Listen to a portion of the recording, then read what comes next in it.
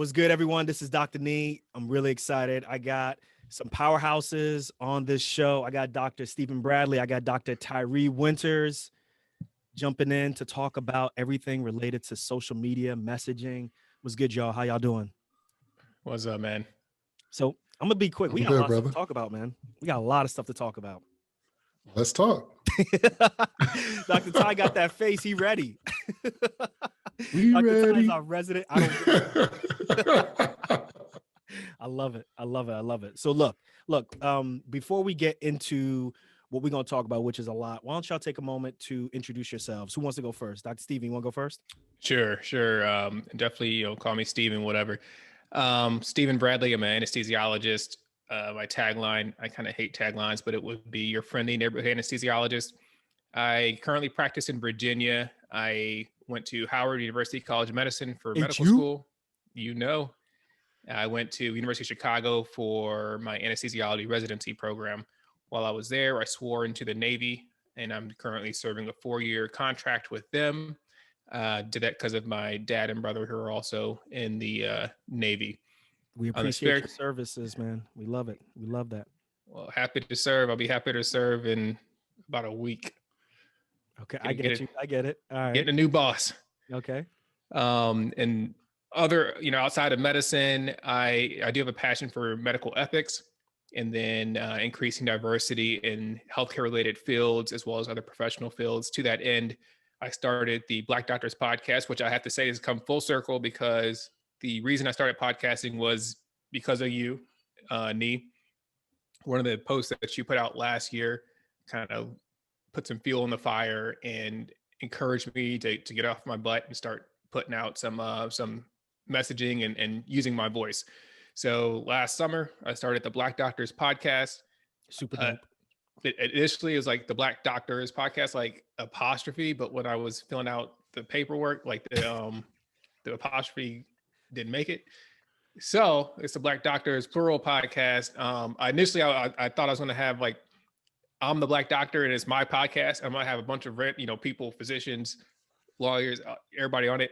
But so far, it's worked out. It's been mostly physicians, a couple of pharmacists, a couple of other professions, and I'm going to be branching out a little bit more this year with that. And I also started a supplement to that called Ethically Sourced, where I talk about clinical medical ethics and different ethical issues, because that's really one of my true passions. And so I know Dr. Nee from social media. Dr. Ty, I saw you went viral not too long ago, and was looking forward to talking to you as well. Hold on a second. Hold on. Guys, don't let this guy kind of gloss over this. So you're not going to talk about your melodica that's your biggest passion. Like, tell us about the melodica, Computer Love. Come on. Oh, man. Play something for us real quick. Come on, yo. Look at it. You see how he just has it? Looking like Zapp and Roger up in here. Yeah. Computer Love. There you go. So, so explain this to us, because there are people who are just listening to the podcast.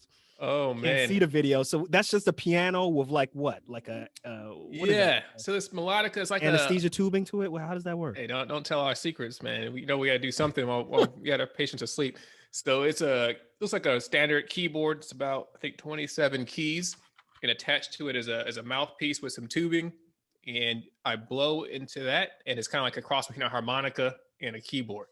So it's a wind-powered instrument, and it has a pretty distinct sound to it, if I do say so myself. So where did you buy it off eBay, or you go to like a music store? Like, where you get Amazon. I think it's like $19 on Amazon. My girlfriend wishes I never found it. It sounds like it. It sounds like it. But yeah, it's a fun little instrument. I got to wait till the house is empty to start letting it rip. All right. Well, cool. I'm glad you're bringing back that, because I haven't seen that since like the 80s and like Cameo and all those things. So word up. All right, Dr. Tyree, you up next. What up, you? Tell people about you. So hey everybody, my name is Dr. Ty Winters. I am a board certified pediatrician. Originally I'm from Detroit, Michigan. I went to University of Michigan for undergrad. What up, doe? So cold in the D. If I'm not from Detroit, can I get jumped for saying that? Negative. So everybody from Detroit hate that T-Baby song, It's So Cold in the D. No. We hate it with a perfect passion. I put you on the spot by saying that on the last show. So you had to clarify. Okay, I won't mention that anymore. I hate that song. Even though it's stuck because I mean everybody sings that song now, but it's either that or it used to be like 8 Mile. Everybody would scream out 8 Mile, and you'd be like, "Do you realize why 8 Mile was even a thing?" But then you're like, "Okay, whatever. I ain't gonna even go into that." Uh, but yeah, I'm from Detroit. I went to University of Michigan for undergrad. Then I wound up going to Ohio University for med school, not Ohio State. But then I wound up going to the Ohio State University for residency, Nationwide Children's, where I did my residency in general pediatrics. Stayed on there for faculty and then did additional training in pediatric weight management. So I am also a weight management specialist in addition to being a general pediatrician. Been working right now. You know, I got to flex. I mean, hey, did Dr. Bradley not flex? Come on now. A little bit. You get your flex on. See, you interrupted me. All right, go ahead. Now, this is what we're not going to do. Don't interrupt my shine. No, I'm just joking. Go ahead. Go ahead. But in addition to that, you know, and doing the work of also medical education, which I've been in for over a decade, I also created my exercise weight management plan, Dr. Ty Hip Hop Doc. And so that is another moniker that I go by is Dr. Ty Hip Hop Doc. I have actually performed hip hop dance for several places all over this country, including the American Osteopathic Association National Conference, where in the middle of the conference, I had the privilege of playing Pop That by French Montana, among all of the esteemed leadership of the AOA. And they were starting to dance with me. So I take that as a win. Most recently, I can add social media influencer to the checklist. Yo, did you get a checklist? No, not yet. You know, it's coming. Your blue check mark is coming. You got one comment. That's all you got that blew up. Hey, you got to follow up with that though. So that's what we're gonna talk about on today's show. Yeah. I mean, but you know what? Low key, I've been getting comments that I've been reaching like in the thousands, and I was like, wow. Like outside of the initial comment, and my following has blew up on all social media platforms. It has been a very wild ride over this past week.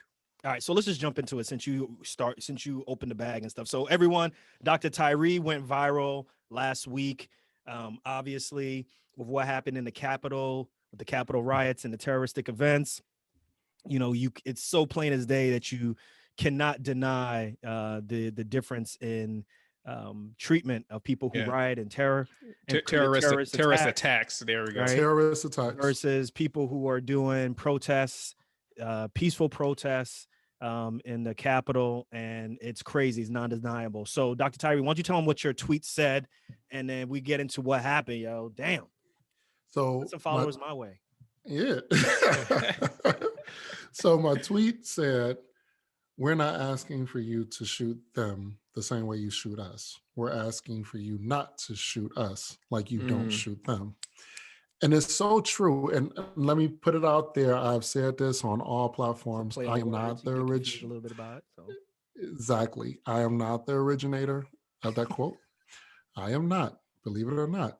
This was a quote that was written by a friend of mine in a small conversational group that we were having. And I was like, you know what? That's bomb. I'm about to tweet that. Next thing I know, literally within an hour, I wind up getting like 3,000 likes from it. And then next thing I know, I see Lawrence O'Donnell, who I was just watching on MSNBC like 10 minutes earlier, who wind up retweeting that tweet. And from that point, you know how you see those counters and they just jumping? I mean, it went from like 3,000 to like 9,000 to like 12,000 to like 20,000. You're like, So wait, are you like this whole time? Are you like continually swiping up your phone so that you can see it? No, Like, I'm kind of not, refresh? because my phone is blowing up so much. It's like on this I thought I had a vibrator in my pocket for a second because I'm like, it was on. An expensive one. Yeah, it's a It's funny very first thought. expensive. Hey, I'm just putting it out there. I'm just giving a real deal Holyfield. Now these hookers and hoes. So know when how were I you like, feel. oh snap, this is getting out of control? You know what? I knew it got out of control a couple of ways. One, it would not stop blowing up. Two, I started having everybody and their mama texting me like, yo, what the fuck is going on? And I'm like, I don't know. Three, Monica Lewinsky starts to retweet me. And Yo, I'm that's like, when I was like, you made it. When you saw that, I was like, slow clap. You made it. I was like, Dr. Tyree made it. And then it just went to like the Hulk retweeted me and like Lou Ferrigno? no, the not the real Hulk. The Mark Rufio from Ruffalo. Okay, got you. Yeah. That's all right. You know what? Yeah. That's how old we are. I was like, is Lou Ferrigno even on Twitter? But yo, I mean, it just started blowing up. And then it was like, the thing is, I was responding at first to the comments because, you know, I'm like, I didn't expect this to blow up like that. So I'm just responding back. And, you know, people are like, yo, that was so powerful. And I had retweeted a picture of myself at a recent Black Lives Matter rally. And I had said, I had more assault rifles on me in suburban New Jersey, where I live, at a Black Lives Matter rally than these rioters at the Capitol. That went freaking viral. That went viral also. I didn't know that went viral. That went like over like 5,000 like views, shares, everything. This is less than 24 hours too, right? Because this you got is like less 1 than million 2 likes. hours. You got 1 million likes. The 1 million likes. Yeah, I mean, so like overnight, it just kept blowing up. Next thing I'm noticing is like, the funny thing is, I always tweet something political because I'm just a political person like that. I always been down for the cause. Like most people who know me, who rock with me, know that I've always been down for the cause. I've always been down for my people since my parents were with taking me to rallies. So this is us. And now, mind you, my father was one of the commanders for Michigan State Police. So it ain't like, you know, I'm just somebody who don't understand on both sides of the spectrum. Right.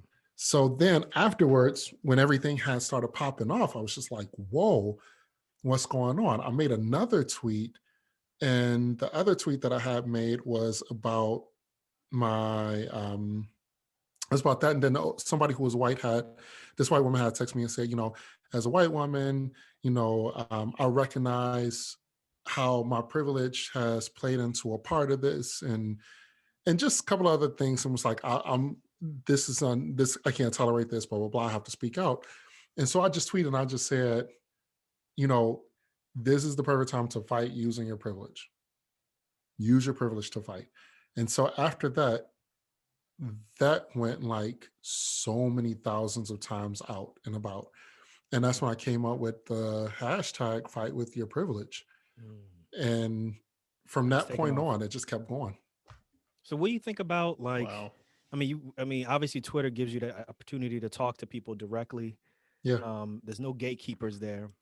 And there's a lot of trolls out there. Let me tell you. That's what I want to talk to you about. So what was that like? Yo, I mean, still to this day, and it's been over a week, right?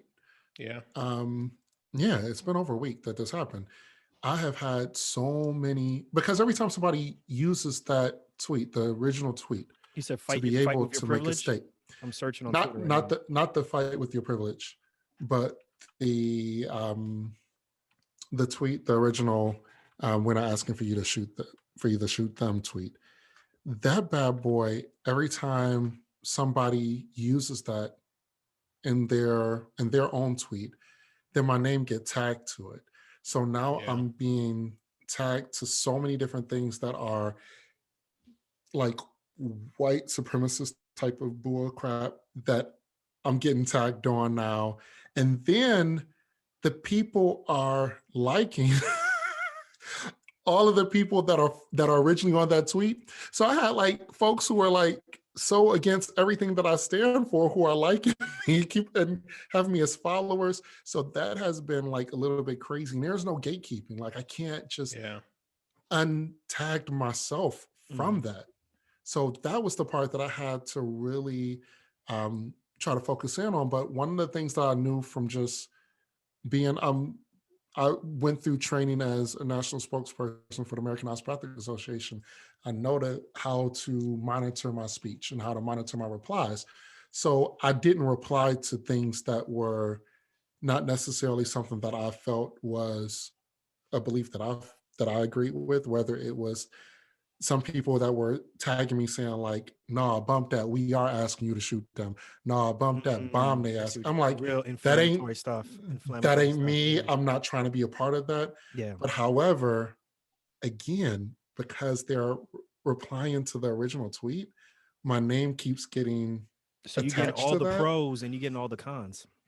And Yeah. so that's the part about social media that I'm like, wow, I didn't realize how much of that goes on, and it was a little bit kind of unnerving to say the Mm. least. Well, I hope you get that check. And it was really cool to see you rise up like that. Like I think you start off the day with what, 1,000 600 followers, followers. 600 600 followers, followers. and by the Wow. end of the day, you were at like 7,000, 8,000. By the end of that day, I was at like 4,000. Now I think I'm at like close to 7,500 So followers. listen, when this episode goes out, make sure you retweet this too. Yeah. I'm gonna use your privilege. Fight with your privilege. Like, come on. Yo. So Dr. Steven, so I wanted to. So basically, this whole episode is about like social media, messaging, communication, the ability for us to kind of just realize that we individually have so much power in speaking and putting our truth out there, right? Because we all collectively like can identify with each other, even though our stories are all individualized. So with your podcast came on the scene last year. Mhm. And I'm saying that it's a niche topic, not to belittle it at all, but to say I think that's super smart, to choose something that is something that obviously you're very passionate about and something that has shown to be really successful, the Black Doctors podcast. So tell us about when the podcast started, what it's like, kind of trying to come up with topics. Because I think one of the biggest questions that I get from people who are trying to start a podcast, obviously I'm coaching people, is I think sometimes they start off with an upside down triangle, right? And they try to be too broad Yeah. and they're trying to figure out all these different topics and you're trying to please everybody.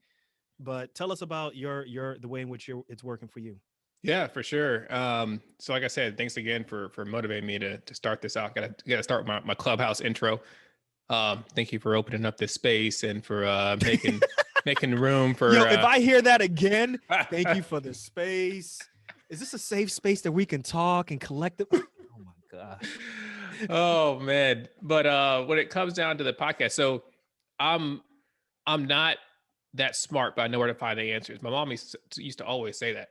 And that's me. So I Googled a bunch of stuff. I looked at your post, I looked at the resources you had in starting a podcast, and then I looked at a bunch of websites that are out there. I can't think of the name off the top of my head.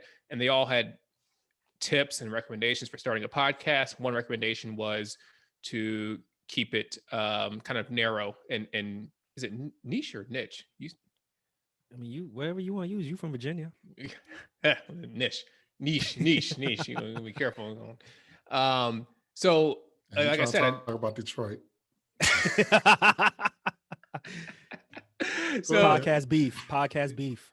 yeah, so I wanted to be the doctor's podcast and focus on professional careers and really wanted to target um high school students and pre-meds, because I think when I decided to get into social media, because I'm a very private person, but 2 years ago I decided to open up my Instagram. I went from my private Instagram to my public. I think it was called Doc B Rad Anesthesia was the initial name. Then I read some more articles and they're like, you got to brand your name. So then it became Stephen Bradley MD.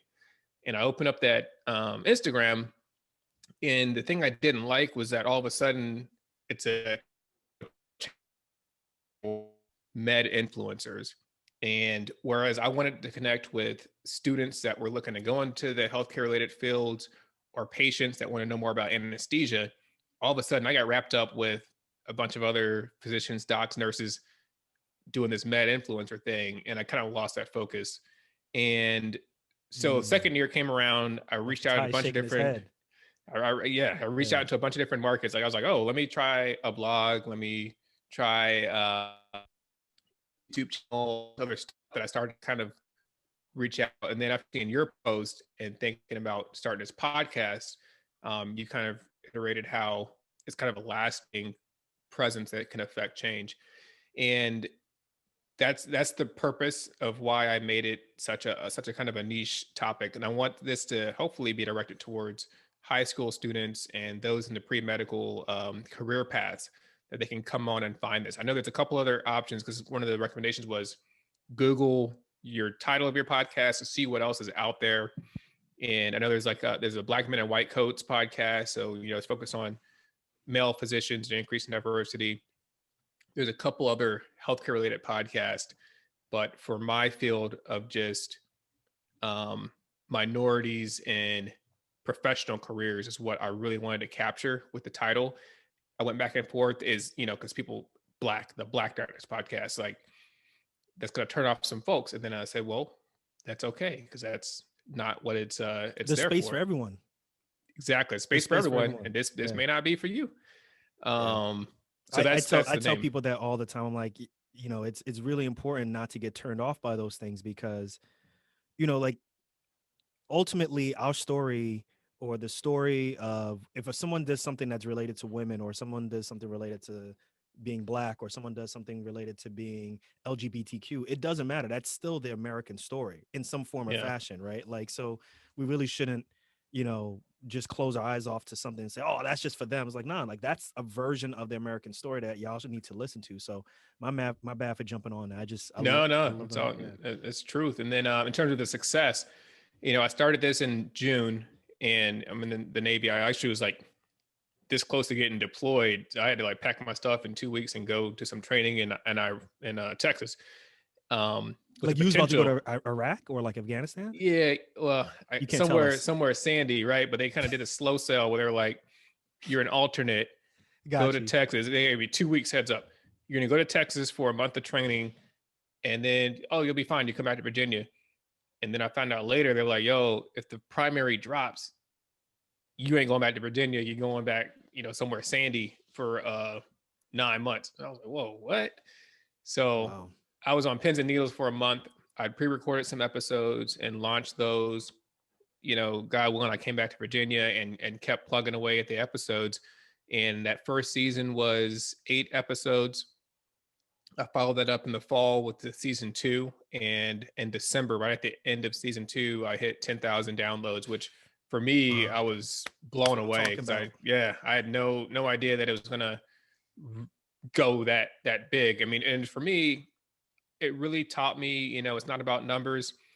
I thought when I started my social media, like I was gonna be an influencer and I wanted these thousands of followers and all this, but this really kind of just reset my focus. And it's not about the follower count, but every now and then I get an email or a comment from somebody that learned something from somebody that I featured on the podcast.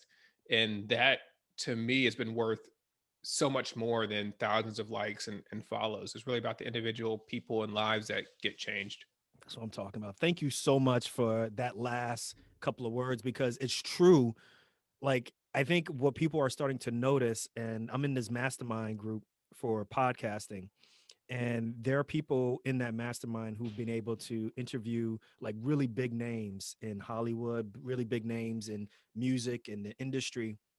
And what will happen is when they put out their podcast episode with that person, the amount of downloads that they get compared to the downloads that they may get when they craft with someone from a smaller stature, but let's say it's just a really better interview with the other person, they get more downloads on that one, the one that has the person who has the lesser stature, than someone with a big, big name. And it's all about like what you said, like it's about reaching your community, your tribe, interacting with them, giving them what they want, because, like just even now, like people are noticing that micro influencers are making more of a headway in the social media world than like these big people like Tyree, who have like, all these followers and stuff. You know what I'm saying? Really? That's what we're doing today? Crazy. So that's to me, that's really dope. And I'm glad you shared that. Thank you so much. So let's just kind of take That's it down real the dope. social media messaging route, and with Dr. Stephen, I'm interested with you taking it to the next step now, with you taking pictures of yourself getting the vaccine. I know Dr. Tyree, you've also shared, pictures of you getting the vaccine, and you shared the subsequent pictures when you guys will get that. So it's really important to share all this stuff. And you're on Clubhouse, which is a big deal, and all that stuff. Talk to us about that. What's that been like, jumping on this new social media platform, and then also just sharing the pictures of you getting shots? Why are you doing that? Why y'all do that for? Well, I mean, Go ahead, Ty. I know it's like, Steve, who going next? No, for me, I think the biggest thing for me sharing a shot is I had a opportunity to talk to a lot of my family, friends, frat brothers who have asked so many different questions about the vaccine and was really concerned. And when I decided that I was going to share it, I did it just to kind of show everybody, like, look, I'm going to do it. I was a little bit hesitant at first because a lot of people were making sly comments like, "Oh yeah, you go ahead and get it. We'll see how you do after you get the vaccine." It's like, I'm not your freaking guinea pig either, right? But at the same time, I thought about it and I was like, well, I am their guinea pig, and I am a guinea pig for a lot of different people that need to see me. Because the one thing that I know is that I'm seeing a lot of people that look like me and belong to the same communities that I live in who are suffering from it, suffering from COVID, and not only from mortality, right? Not only from death, but I'm also seeing so many people who are coming in, even children are coming in with chronic fatigue, and that are having so many like myocarditis and different issues. So like swelling around the heart that are having these issues because of COVID. And when you think about what was about to happen, and I saw this as soon as the rollout came out, and then we started hearing that, you know what, hey, the amount of vaccine that we thought was supposed to be present is actually not going to be there, that's going to be able to be distributed. The first thing I thought about myself is, this is another prime example of how health equity is going to be in the face of our people. Because who do you think, all of y'all that's making these little snide comments on, and I'm not trying to blame the victims of health inequity, not by any means, but what I'm telling you is, and what I was telling people is that I'm like, y'all, listen, what will happen is that they will say, oh, we saw that the Black community is not that interested in this vaccine, so we're going to pull those doses. We're going to give them less amount, because then people are not going to really take it. We don't want to waste that. But then you and I both know, and we're seeing this now with certain things like Qantas Airlines, right? Qantas Airlines have already declared that if you don't have a vaccine, proof that you've taken a vaccine, you're not going to fly at a certain point in time. They haven't decided Oh, I didn't when, know that. but Okay. yes, but this is coming. I'm sorry, I'm sorry, Dr. Bradley, jump in. No. Straight up, when it comes to why I did the influencer thing and took a picture with my vaccine, number one, my first thought is, whoever is doing this vaccine, do they really want their picture up on my social media, right? I feel like that's those poor people that are getting vaccines. They didn't ask for this. So one, I made sure there wasn't anybody else in the first picture I took, and number two, I asked permission before I took the video, and still kept that person out of the shot. This is you getting the vaccine, or me getting the vaccine? Okay. But somebody's giving it, right? And they didn't, I'm very intentional with the whole medical ethics. And are you okay if I get your arm in my picture that might go viral, might not? I don't know. I'm not a viral sensation like Dr. Tyree. Dr. Tyree here. It didn't go viral, by the way. So that was number one. Number two was like, do I really need to do this? Because my timeline is just full of people getting the vaccine. And then the thing that I realized, especially going to Clubhouse and Facebook and other platforms, it's an echo chamber. Most of my followers, people I communicate with, we're talking about medicine, we're talking about healthcare, they're in the medical field. That's why they're all getting the vaccine. But there's mad people out there. Obviously, it's emergency use authorization. So mad people aren't even anywhere close to getting the vaccine. So that's what ultimately led me to post that picture. And I have had people that are outside of the medical field and far removed that have messaged me or commented, because it does mean something to them. Maybe not so much to my friends who we're all getting the vaccine together, but for other people, it's a big deal for them. And then that's, Clubhouse. That's all Clubhouse is. I know for a fact that there are people right now, including some people in my family, who are just like, yo, if you get the shot, I'm gonna get the shot. You know what I'm saying? So Yeah. I think we as doctors, whatever communities we come from, we got to be the leaders in this situation, not leave it up to the pharmaceutical companies. Don't leave it up to just the government. Like, we got to take a stand and be like, look, we understand the science better than anybody, right? In terms of this, not only just the science, but also what it does to us. So if we are for it, let's put the pictures out there, because that's where our patients are at anyway, right? And let's get into Clubhouse, yo. Clubhouse, yo. So I ended up buying an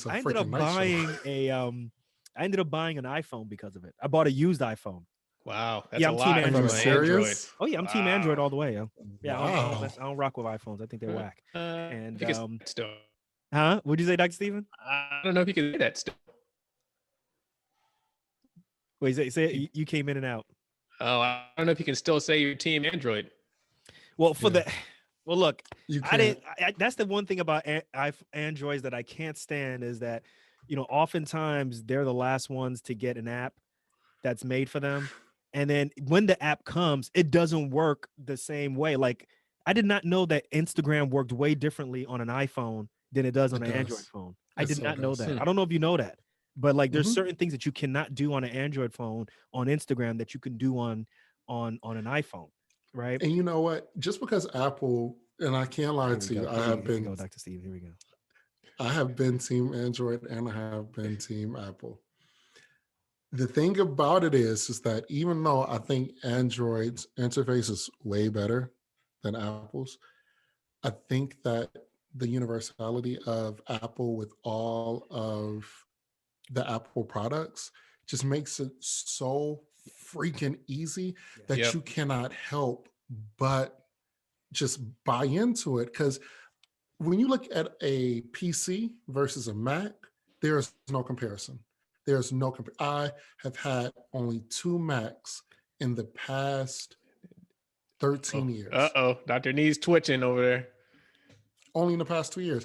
I had to go through a PC, like through medical school and residency. Oh yeah. I've been through cheap laptops they give you? Yes. I've been through at least 5 PCs. So that's why I'm like, no. All right. The craftsmanship of an Apple phone is what do you call it? Is better. I'm not gonna lie. You happy? But you paying the iPhone, the Apple tax. You know what I'm saying? So you paying tax on everything. Get out of here with that bullshit.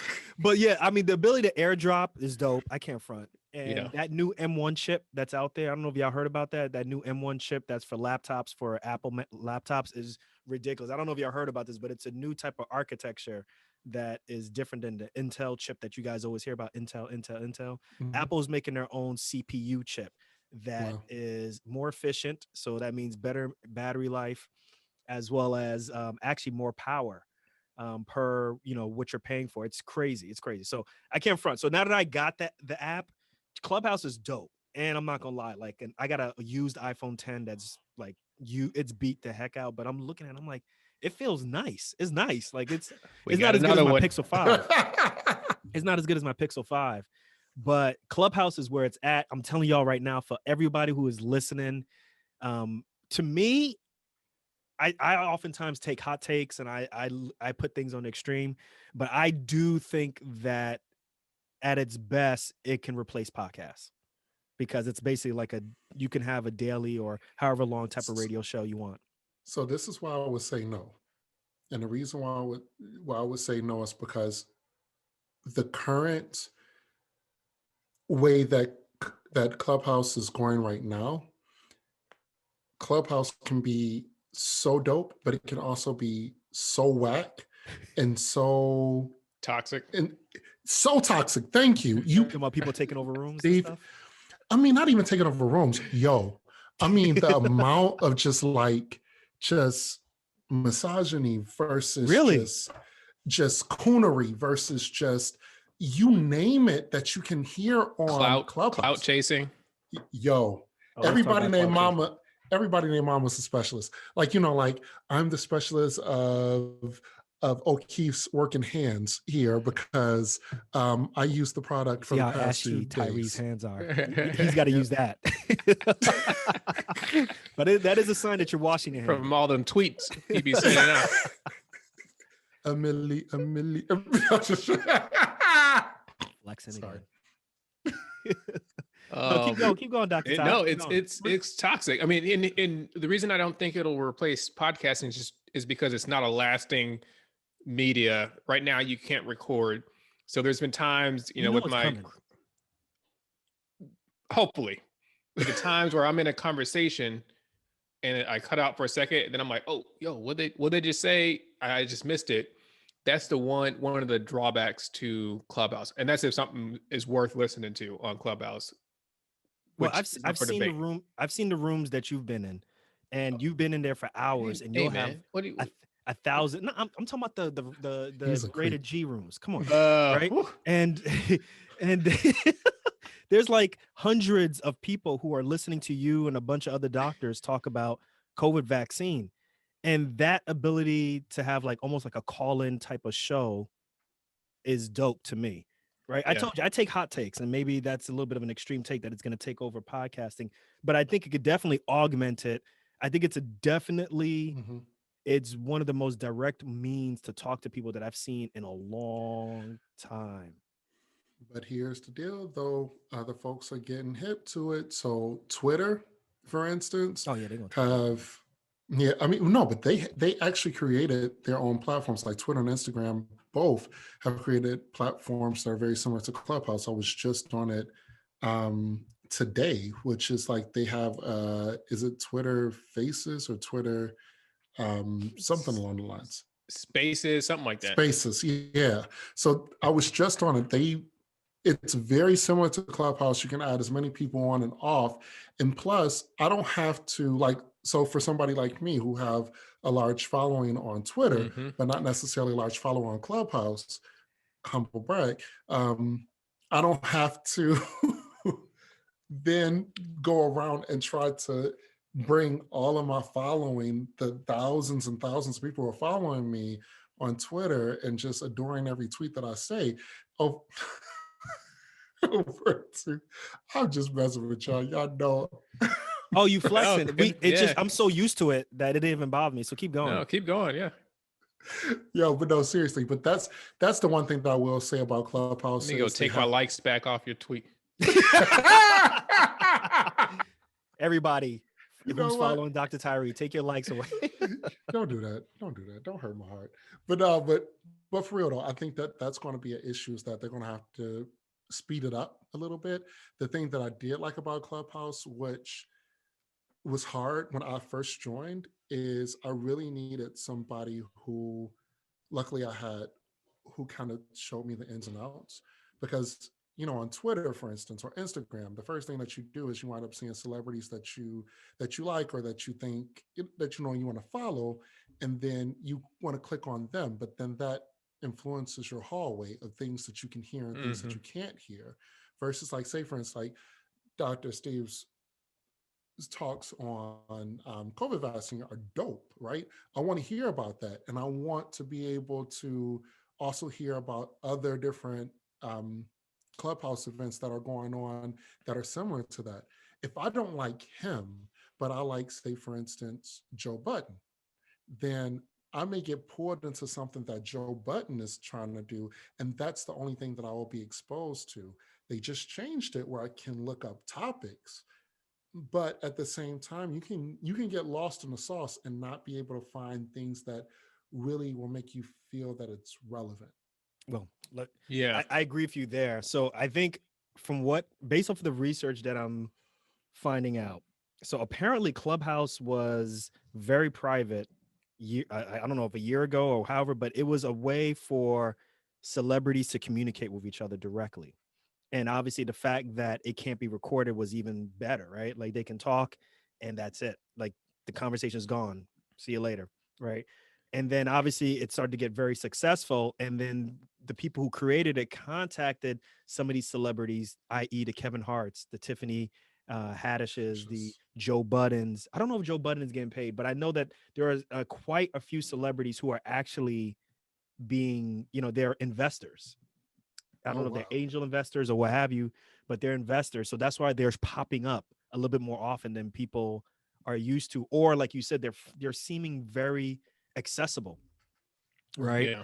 Because they're trying to drag all of their followers onto the app and let it blow up from there. So, I mean, it's a great marketing ploy. yeah. Yeah. I mean, I'm not mad at it. Speaking of Joe Budden, you brought that up though. Speaking of Joe Budden, so I wanted y'all to take a look. So last week, Joe Budden, he interviewed Dr. Anthony Fauci, which was huge. I saw the interview last week. I watched the entire segment. It was about 20 minutes, and I think it was along a list of interviews that Dr. Fauci was doing in certain communities, and radio shows, podcasts, YouTube videos, all these different things. He was just going along with all these huge medical influencers. And to see Joe Budden, if you guys don't follow, Joe Budden is a highly popular podcaster who used to be on Spotify. Now he's, everywhere you can find podcasts, that's where you'll find his show. But I wanted y'all to take a look at it because for me, it was literally like a master class in how, one, we as physicians need to be able to talk to everybody from different types of walks of life and be able to give an effective message on vaccines, an effective, answer on his relationship with the administration, what it's like to, go from, I guess, relative obscurity. He's obviously very famous from his work on HIV/AIDS, but to go from that to, being in direct opposition with the administration and what's that's done to his life.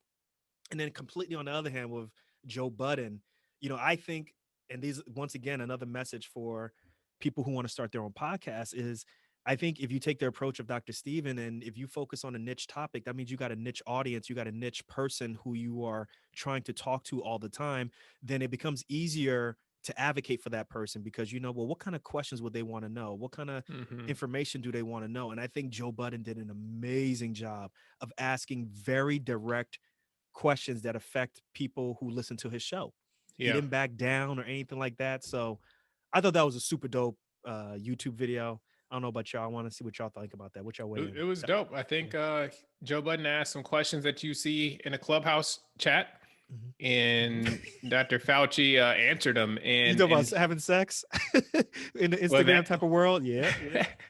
Well, that and all the common vaccine questions that come up. And Dr. Fauci answered them straightforward, kind of cut to the chase, but in a way that they would understand. He recognized the concerns of the population that he was reaching and addressed it effectively. I think caveat, that are low college, one of the biggest things I see is they don't answer the question. So somebody asks, do masks really help prevent COVID-19? And then whoever's answering the question starts talking about how it's important to wear a mask and wear a mask correctly. It's like, well, that wasn't a question that they asked. That's a good point. But Dr. Fauci did a good job of staying focused and laying their concerns. There was one point where Joe kind of called him out on something. And, I'm not gonna let you do it. I'm not gonna let you do it. And Fauci didn't miss a beat. He kept it pushing. I love that. What do you think, Dr. Ty? I think the other thing that I love about Dr. Fauci as well as Joe Budden is they stayed true to who they are and true to bingo.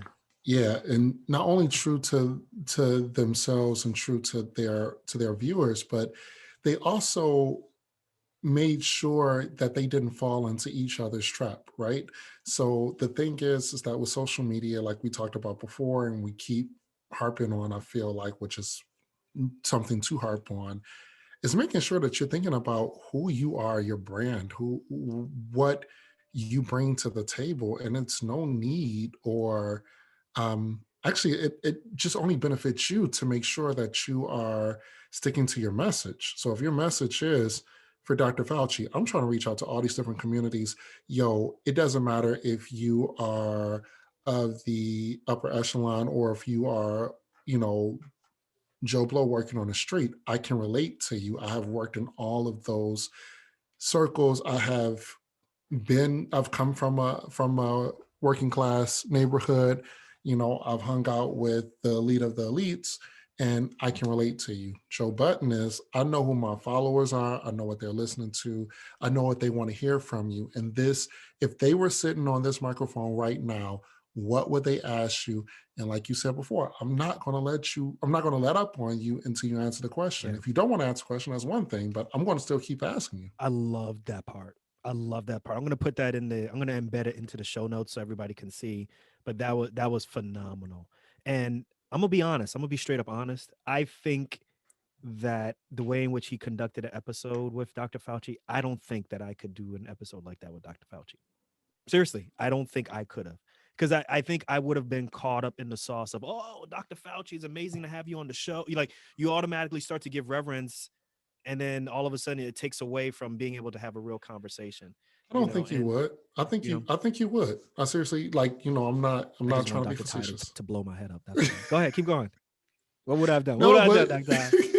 But for real though, I think the thing is that we have, as the three of us being physicians, have all sat in rooms where we have been around individuals who literally have either taught us or have written textbooks that we have read in some part of our training, or who are highly regarded by the medical community that we're in. And we literally had to speak up and say, no, this is how I feel, or yes, this is how I feel, or be able to interject. You couldn't be in the positions that we are in and not have that ability to do that. So I really feel like you would have. I agree, but I will say it would have gone differently, because you can't divest yourself of your years and years of medical education. And that is the beauty of that podcast with Joe Budden, and the beauty of Clubhouse, where you can have somebody in the entertainment industry who's a realtor, who's a banker, have direct access to a physician, whether it's Fauci or somebody on Clubhouse. And you can ask, because we've discussed COVID-19 and vaccines ad nauseum. I do not want to go into another COVID-19 room on Clubhouse. But what eventually lures me back in is when you have somebody from the business world that doesn't understand what's going on, and they can ask these questions directly to the source, like Joe Budden was doing to Fauci, and then you can break that down with that exchange. So I think if you interviewed, it would have been good, but you would have been asking some different questions compared to Joe Budden. Yeah. I liked also how he asked about what'd you think when the president mentioned the whole drinking the bleach and the UV light, I'm surprised he answered that the way he did. Yeah. He answered it. So look, I'm gonna pivot a little bit. The next question I really want to ask, and we're gonna do this another time. So I want to jump to some things that are really fun, actually, because we got a ways to go, and there is one question I really wanted to get to, but let's just move on. So listen, real quick, I want y'all to tell me what y'all listening to. What do you think are the albums of the year? I'm talking about 2020. What are you listening to? Choose two. Let's start with Dr. Ty. Oh, Dr. Steven, go ahead. Oh man, yeah, put me on the spot. And I had these questions ahead of time. I tried to, I don't really You're listen not supposed to tell him that. Oh man, you put me on the spot. I don't really listen to albums. What I do listen to is Spotify, and they have this Discover Weekly, and I see every week what do they put on my list. So I'm streaming. I listen to a lot of lo-fi hip hop. So what I've been into recently, just to kind of some nice mood studying music. Robert Glasper is a fan, so whatever they have that riffs off of his stuff. He had this Dinner Party album, which was good last year. What's his name? Robert what? Robert Glasper. Oh okay. Man. Found out about him in medical school. The Black Radio. Yeah, jazz pianist. He has this group, the Robert Glasper Experiment. Black Radio albums 1 and 2 were phenomenal. He's kind of a neo jazz musician. He's fantastic. From H-Town. Yeah, he is. And anything that he puts out, I'm all over. So I keep an eye out for his stuff.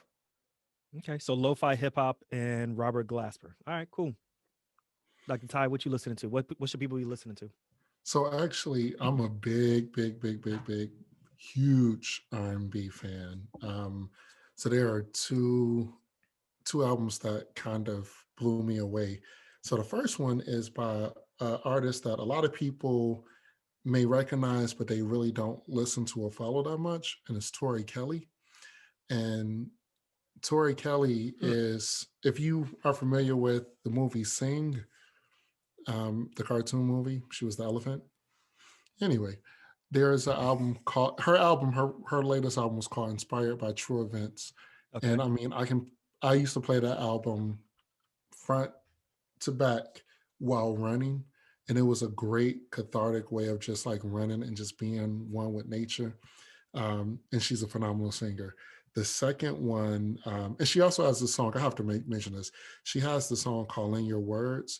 And it was about her grandfather, just talking about she missed just speaking with her grandfather who recently passed away. And my father recently passed away that year. So it really resonated because both my parents are gone now. So it was just like that song just always just brings me to that place. And then the second album is by a group, Hallie and Chloe. And, what a big year they had, man. Yeah. Yo, Oh my goodness. that album. The twins, right? Yeah, no, they're not twins. They're actually siblings, but they're not twins. They're signed to Beyonce's Park Avenue. I thought they were twins. No, they're not. They play twins on the show, right? But it's called at the What show? Grownish. Grownish. That's the show that they're on. I'm learning a lot. But they have their most recent album is The Ungodly Hour. Yo, if you love straight up just singing melodic R&B, this is the album from you. From club bangers to like just good old fashioned just singing R&B. So, all right, I'll put all these in the show notes. So everybody can take a look, because I think it's all about, discovering new music. And, for me, I definitely kind of was along the same route of Dr. Tyree, and then I became like Dr. Steven. So for me, growing up, I was listening to R&B, hip hop all the time, being from New York. And I loved R&B like when I was a teenager into my early 20s. And then, as you become, a medical student and resident, and you know how it is, it's like, it's not like you don't have time for it, but you're not making time for it, right? You're just trying to survive. So for me, I jumped back on, R&B, and I but I found out about Giveon. He's done some great work this year, or this past year. He did some work with Drake. But once again, a lot of like neo soul R&B. And he released an LP. It wasn't really, or wasn't an EP. It was a shortened version of an album. I can't tell which one's the difference. I think it's an EP is a short version, right? And then the last one is Cleo Soul. So that's a phenomenal album. It's almost like R&B and jazz, kind of sultry, so to speak. But for me, those are the big albums of the year that I listen to. Let's move next. Medical influencer of the year, or medical influencers of the year. Who wants to grab this first? I'll go, since I put Steve on the spot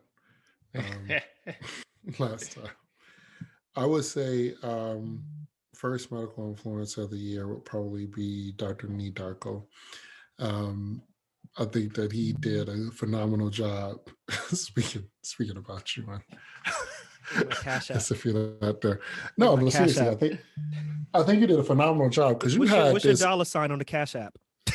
Yo, I'm gonna have to give this guy money, yo. What's up? It's TM. No, just, but put that on Twitter. Put that on Twitter. Yeah, you should. Oh yeah, you got to put the Cash App on Twitter, man. Yeah, I've seen people do that. Yeah, okay. And then guess what happens? Everybody requests your cash. But for real, I definitely think that you have been doing your thing, and I truly admire you, brother. I also had to shout out my frat brother, Dr. Italo Brown. That brother got like 3 million views. Come closer to the microphone. Oh, my bad. I'm sorry. I have to shout out Dr. Italo Brown, my frat brother. He got like 3 million views on YouTube for his video that he did with like showing like the actual medical background behind movie scenes. Like that was genius and dope. And I'm like, dude, and then he got a whole bunch of thirst traps. So those would be and then I have to also give it up to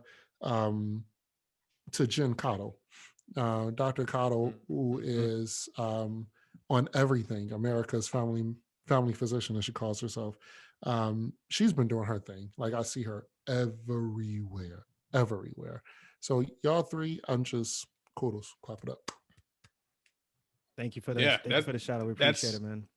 That's crazy because literally, I don't know if you can see this. Italo Brown, in my little chicken scratch handwriting, is on my list as well. He had a big and the brother is just excellent. Yeah, man. Yes. He's on social media, and when he starts talking and breaking down subjects, he is so clear. You see his soul, you see his passion. He's intentional about the things he does and says and how he affects change in other people's lives. We have a little group, RMRN, Real Medicine right now, a bunch of brothers in medicine. We kind of chat about different stuff over the year, and getting to know him has been incredible. He came on my podcast and broke stuff down from his perspective as an emergency medicine physician and social determinants of health. He's excellent. And so it's crazy that he's on both of our lists. Number 2 would be Dr. Jamie Rutland. He's a pulmonologist out in California. Yeah. He took me a little bit to warm up to him, because at first I saw him, he's very confident. And he's different. And it took me a little bit to come around to embrace that. The brother's got a ridiculous shoe collection. I don't wear shoes. I bought a pair of New Balances. I've been wearing the same New Balances. Dr. Ty's like, I'm sorry. I'm a shoeaholic, so that's why. Yeah. 2000, I was in residency 2014, 2016. I got a pair of New Balances, and I like the style. Once I find something that works, that's it. So I bought 5 of them from New Balance at the same time. And I still got a pair in the box on my shelf. Every year or two, I break out the same color, everything. I'm not a shoe guy. So Jamie Rutland, seeing his shoe collection, I'm like, damn.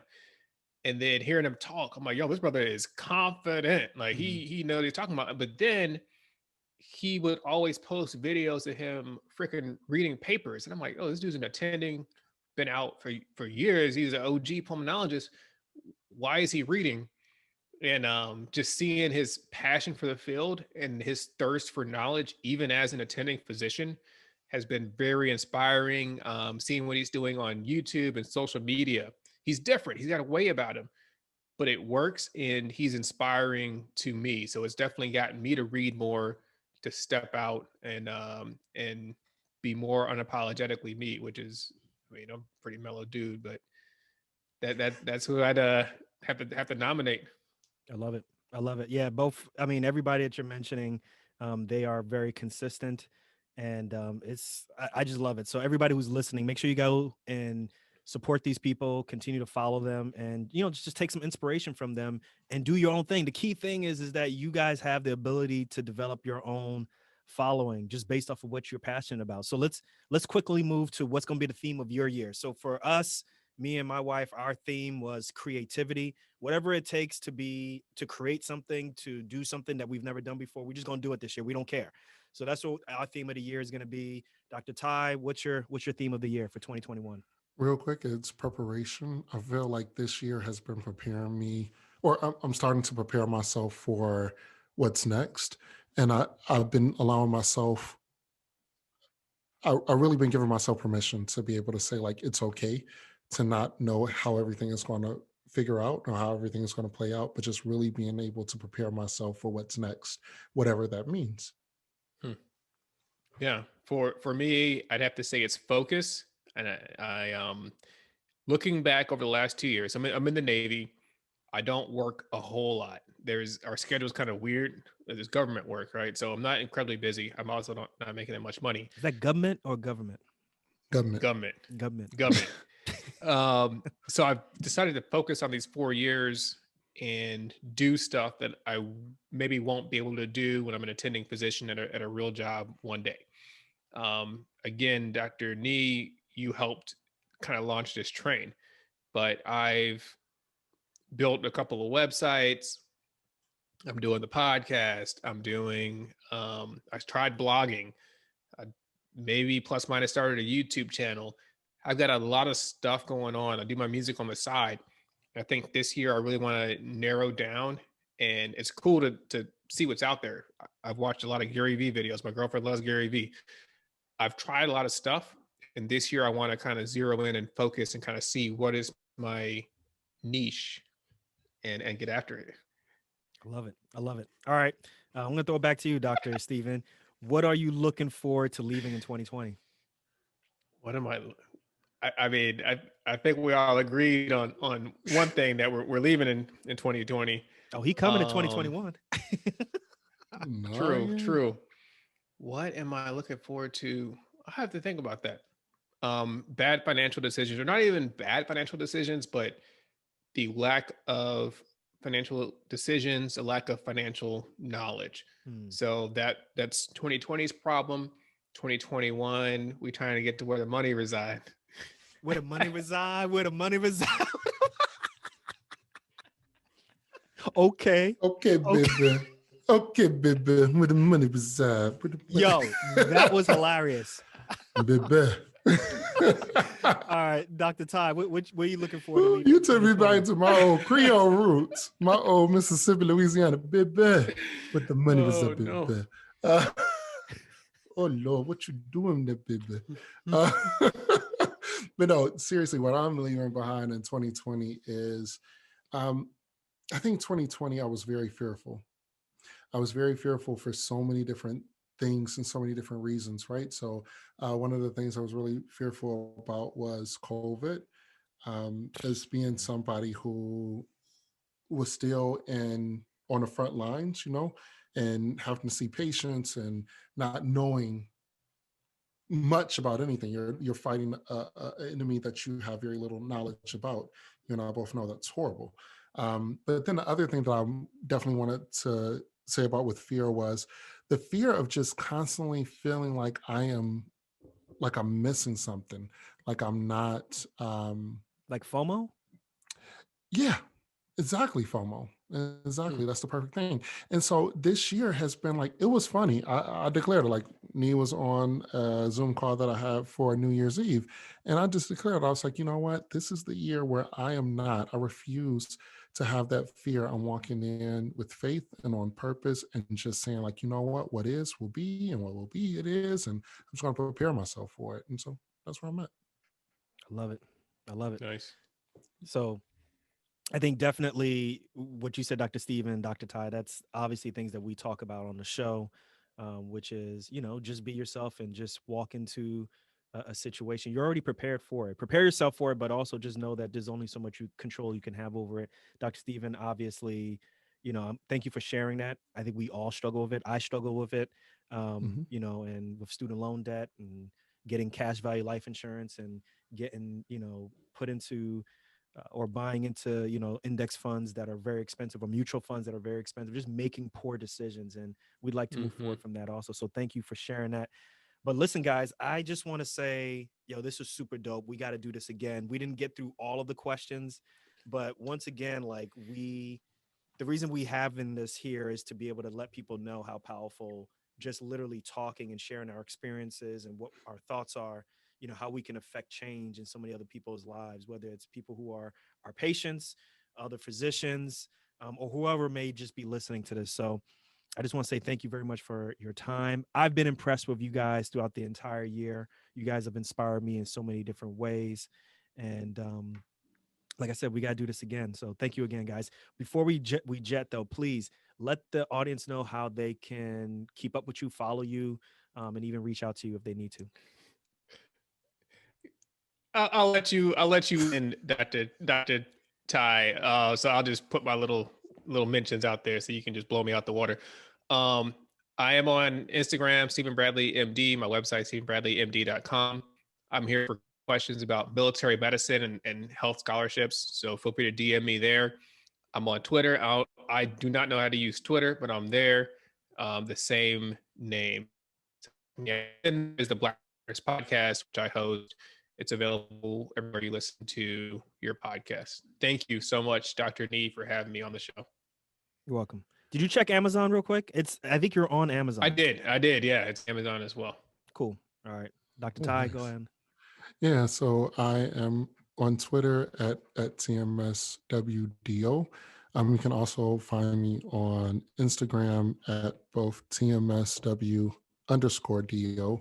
or at Dr. Ty Hip Hop Doc if you are interested in seeing hip hop dancing doc.